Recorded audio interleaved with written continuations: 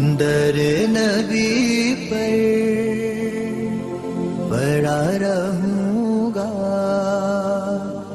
पड़े ही रहने से काम होगा। د DRC ضلعي چیرمن افسر خان ممبر فیض الرحمن او د علاقې د مشرانو د کوششونو په برکت د فریق اول سهیل هادي ولی عبدالهادي محله عنایت خیل سکنه سوابي او د فریق دویم سلمان ولی ګلرحیم محله عنایت خیل سکنه شلخې باندې ترمنځ د 324 دپی دشمنی صلح په جامع مسجد حکمت خان کې د مولانا مشتاق صاحب په لاس وکړل شوه. قریبا د 2 میاشتو راهیسې د دواړو فریقو ترمنځ په کورنۍ معاملو دشمني او تربګني روانه وه، په کوم کې چې د یو فریق سهیل هادي ولی عبدالهادي زوی د بل فریق سلیمان د لاسه جوبل شوی. د سهیل هادي له طرفه په سلمان ولی ګلرحیم د دفعه 324 لاندې FIR د صوابۍ په تاڼه کې درج کړی شوی. ولې د جرګې د مشرانو الحاج افسر خان، فیض الرحمن او مقامی مشرانو امان الله، سید ولی خان ګورلی، نعیم شهزاد، فدا حسین، مولانا عبدالصمد، تاج نواب خان، مولانا مشتاق، مطالب شاه د کوششونو په برکت د دې دشمنه اختتام په دوستیو شو. دواړو فریقو د مولانا مشتاق صاحب په لاس د الله په لوی کتاب لاس کېښودو او دا وعده یې وکړه چې موږ به یو بل سره دشمني او تربګني نه ساتو. په دې موقع د تقریر کولو په وخت د DRC ضلعي چیرمن افسر خان وی چې تر اوسه پورې موږ د شپږ دیرشو کورنو د 302 سولې کړي دي د زیاته کړه. په دې ممبر په دې جومات کې دی الله کور کې توام چې ووټ سره مې سکار نشته، نه خپل ودرېږم نه چا توام چې چاله ووټ ورکوي.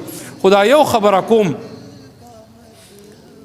چې د الله د رضا دپاره ما سره په دې کې مدد وکړئ، مرسته وکړئ چې کومو جرګه کې زما خیر دی په هغې کې د جوړ خبره وکړئ، د توړ مه کوئ. څنګه چې مولانا صاحب وایي داد وله مه ورکوئ، زه به سره دا وکړم او زه به سره دا وکړم، زه به له ښه وکیلو نیسم، زه به له پلانکي DSP ته او پلانکي SHO ته ووایم او د هغه په اوږه باندې لاس راښکلي او هغه نور تېرولي، نو کم از کم دغه کار به نه کوو او د جوړ خبرې به کوو. نو انشاءالله تعالی مزید به الله پاک زموږ په کورونو کې هم خیرونه برکتونه راولي، بلکې دې ضلع کې به راولي. پولیس کاکا به یا د کالوخاني او یا به چې دی نه شیرغوني یا به چې دی ان د حمزه ډیری او دلته به راځي، په چاپه کې به راځي، د سار به راځي، د شپې به راځي. زموږ تور سره به چې دی نه ستر کولی شي نه پرده کولی شي، نه موږ له دقه غیرت او دا حیا پکار ده. خو ګوره دې ټوپک تماچې نه به چې دل نه غونده کې اجتناب کوو، ځکه چې خیر پکې نشته، نه پکې چا خیر مونته دی. که چا پکې مونته کم کسان چې مړه دي د هغوی دا نومونه هم خلک نفرت کوي. نن سبا یو بل پیشن نه ہوتے دی، دشمنی بینی، تربګنۍ بینی، جګړې بینی، خو دا ټماچه به ګرځئ و یره دا ښیي د خپل حفاظت دپاره چې دا تا سره نی نه ښه ده که نه. دومره کیسونه کېږي چې والله اوس د راغونډولو نه دي. بل د برداشت خبره خو مولانا صاحب وکړه، صبر او برداشت خو موږ ټولو ته پته چې چا کې سوره دی، د چا ماشوم ته خو دا نشي ویلی چې اخواشه که په سکول کې ورته څه وایي نو موږ چاخ چاخ ځو ولې استاد یې نه تپوس کوو. په جومات کې به ورته وي اوس هغه شی هم ختم شوی دی، نو چې هغه شی ختم شوی دی نو تربیت نشته. چې تربیت نشته نو هغه بیا مخه خپله ده، چې مخه خپله نن سریګټ څکي، سبا بیا ډک څکي او بل دا بل شی راوته د ایس چې ورته بیا شروع کړي، بیا نه پلار مني نه مور مني، بچې چاله را پرېښودې ده. په دې موقع ممتاز عالم الدین مولانا عبدالصمد صدا قسمه وینا وکړه. محترمو، الله جل جلاله په مخ د ځمکه انسانان پیدا کړل او بل طرف ته حیوانان پیدا کړل. انسانانو کې الله پاک د انسانانو صفات واچول او حیواناتو کې د هغې صفات واچول. محترمو، کله چې انسان هغه خپل صفات اپنو کې او په هغې باندې روان شي نو الله پاک هغه انسان له ډېر اوچت مقام او مرتبه ورکي. لکه ستاسو په علم کې د اول نواله تر آخره پورې کوم انسان چې انساني صفات اختیار کړي دي نو الله دغه انسان د معاشري یو ستوری ګرځولی دی. او محترمو، کله چې انسان انسانی صفات پریدي او د حیواني صفات اختیار کې محترمو، نو دغه انسان بیا معاشره کې خپل زندگی مو په داو باندې ولګي او د خپل خاندان د معززو خلکو د سپینګیرو او د مقدسو مشرانو زندگی اغم په دا ولګي او هغه تار تار کی. نن معاشره کې که موږ او تاسو وګورو نو انساني صفات ختم شوي دي. اکثریت حیواني صفات زما استا معاشري ته رادن شوي دي. هر انسان صرف په خپل درد باندې دردیږي او د بل انسان په درد دردیدل دغه انسان پرې خودي دي. او محترمو د بل انسان په درد باندې دردیدل دا د نبی علیه الصلاۃ والسلام صفت وخه چې د بل په درد دردمن شي درد هغه دی په خپل درد خو حیوان هم خپويږي. مونږ چې کله صوابای ضلع کې د ادمي برداشت او د ډیرو زیاتو د 302 او نورو کیسونو باره کې د پولیس سینیر افسرانو د دې وجوهاتو باره کې تاسو کړو نو دوی څه خاص جوابران کړو. راځي چې وورو چې د جماعت اسلامي رهنما او سېنیټر مشتاق احمد خان په ضلع صوابای کې د مرګ جوبلو او د امن د خراب حالت باره کې سوي. صوابای کې د امن او امان چې کومه مسله ده په دې کې مختلف عوامل فیکٹرز دي. یو فیکٹر خو چې هغه په ټول پاکستان کې خیبر پختونخوا کې کامن دی هغه زمونږ د عدالتي نظام او د انصاف د فراهمي نظام د هغې ناقصه نوعیت دی.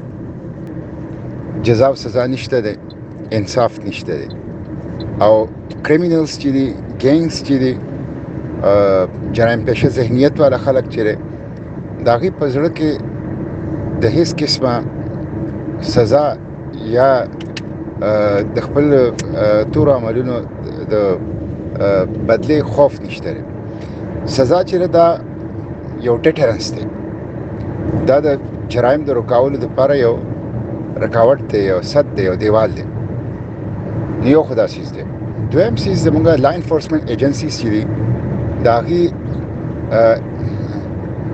انکامپیټنسي ده. هغه کامپیټنټ نه دي، هغه فیر نه دي، هغه اونسټ نه دي، هغه پروفیشنل نه دي. څه د هغې مطلب دا دی کمې کمزورۍ به ومي، تعداد یې کم دی، ویپنز ورسره هغسې نشته، خو دا واړه څیزونه دي. اصل څیز دا دی چې هغه کامپیټنسي ایشو ده، پروفیشنل ایکسلنس ایشو ده او فیر نه دي، اونسټ نه دي، پروفیشنل نه دي او یو چې مشنري زیل کم، یو بالکل مشنري جذبې سره خلک یو کار کوي د ملک دپاره، د خاورې دپاره، ولس دپاره. هغه جذبه په هغې کې نشته دی، کرپټ دي. نو دویم سیز دا دی. دریم سیز چې دی هغه خصوصا صوابۍ کې هغه ډرګس سیوا کېدل دي. ډرګس چې په دې باندې ما په سینټ کې موشن هم راوړه او ډرګ چې یو سړی استعمالي نو هغه 9 ټایم مور 9 ګونه زیات هغه وایلنس طرف ته اټریکټ کېږي.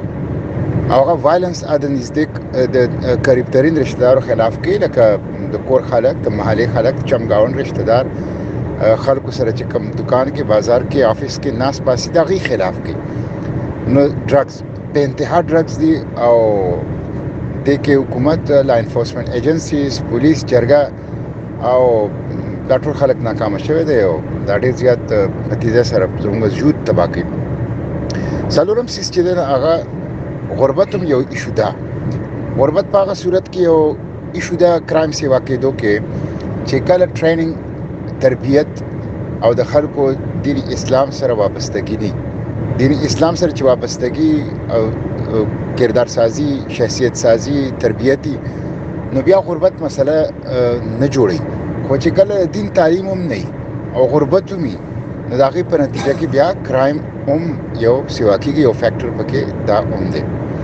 دې سره سره مجموعي طور باندې زموږ په معاشره کې ټالرنس کم شوی دی، برداشت کم شوی دی او خلک زر ریاکټ کوي او وایلنٹ ریاکشن کوي، تشدد طرف ته فوري طور باندې راځي او صبر او هغه برداشت هغه ماده بالکل ختم شوې ده خلکو کې. دا ډېر زیاته افسوس خبره ده. په دې کې د ریاست هم ذمہداري ده، ریاستي ادارو هم ذمہداري ده، حکومت هم ذمہداري ده، سیول انتظامیه هم ذمہداري ده، د تعلیمي نظام ذمہداري ده. زموږ تعلیمي نظام په هیڅ قسمه ټریننګ تربیت نه کوي او دې سره سره د علماو جمعې د خطبو د چمګاوند د محلې د مشرانو جرګې خاوندانو او د مور پلار د دې ټولو ریسپانسیبিলিټي ده او دا یو ډېر لوی تھریټ دی ډېر لوی خطر ده بدقسمتۍ نه په یو میاشت کې ما اگر زیاده شمار اخیستي صوابه کې 26 مړي شوي د قتلونه شوي مړي خو ډېر کې قتلونه او په تیر رمضان کې تقریبا مور دین 50 شوي 500 نه سیوا شوي دا ډېر زیات د افسوس خبره دوه خلک خو چې په خیبر پختونخوا کې د یو بل د لاسه مري پښتانه او مسلمانان دومره خو په جنگونو کې خلک نه مري دا یو ډېر لوی افسوسناک خبره ده ډېر زیات افسوسناک خبره ده دا یو ډېر ریسک دی تھریټ دی او کلیکټیو ریسپانسیبিলিټي راټول سوسایټي او ټول خپل کردار ادا کول پکار دی ډېر شکریا جزاک الله در نبی پر पड़ा रहूंगा पड़े ही रहने से काम होगा।